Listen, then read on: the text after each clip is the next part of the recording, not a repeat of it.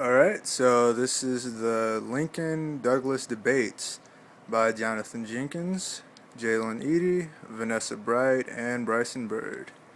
Personally, if it were up to me, I'd be playing this, but since it's not up to me, it's whatever. So, yeah. Um, so you got Lincoln here. Abraham Lincoln began his political career at 25. He is a self-taught lawyer and is very tall and soft-spoken. And there is a very accurate depiction of what is supposed to be Abraham Lincoln. Okay.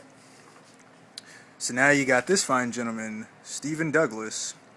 He earned the nickname Little Giant because of his long, strong voice, despite his small stature. He wanted to annex Texas also, apparently. And this is a very accurate depiction of Mr. Douglas here. Okay, next slide.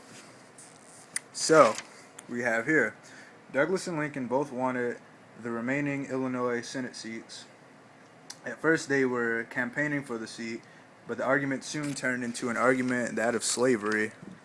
So as you can see right here, you have Stephen Douglas and you have Abraham Lincoln.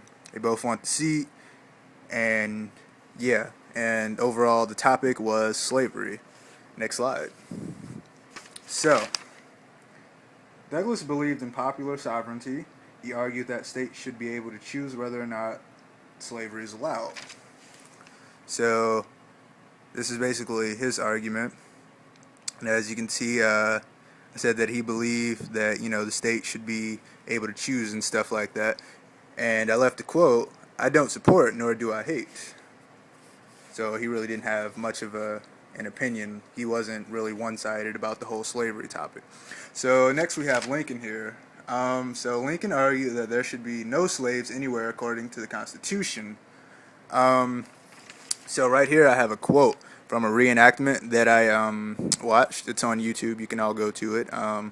So basically it says, "I believe that the real difference between Judge Douglas and his friends and the Republicans on the contrary, is that the judge is not in favor of making any difference between slavery and liberty." So basically what he's saying here is that Douglas, he's really not in favor of making a difference in what should be and what is. He doesn't really have a side about that. And I personally believe, this is what, helped Lincoln out in the long run. But we'll get to that in the later slides. So, next slide here. So, Douglas actually wins the seat in the Senate. So as you can see, you have Douglas here all alone. And then you have Lincoln here. He lost, but he has all the followers. So, on to the next one. So, basically, Douglas may have won the battle, but Lincoln won the war. They both ran for president in 1861. Thanks to the debates, Lincoln gained popularity and won the election. So you have little Douglas over there again in the state of Illinois, and then you got good old Lincoln over here with the rest of USA. So, yeah. We all know who became president, at least I hope we do anyways. Next slide. So connecting to the Civil War. So, basically, in connection to the Civil War, Douglas' beliefs split the Democratic Party. Some agreed and some didn't, basically. So, based on the events that happened, involving Douglas, it causes this, basically, right here, which, as I explained earlier, was a split in the Democratic Party. So, that's basically the gist of what happened and how, basically, everything led to the, Theo, get out of the way. Get out of the dog. Get out. Look, get out of the way. Go. Okay.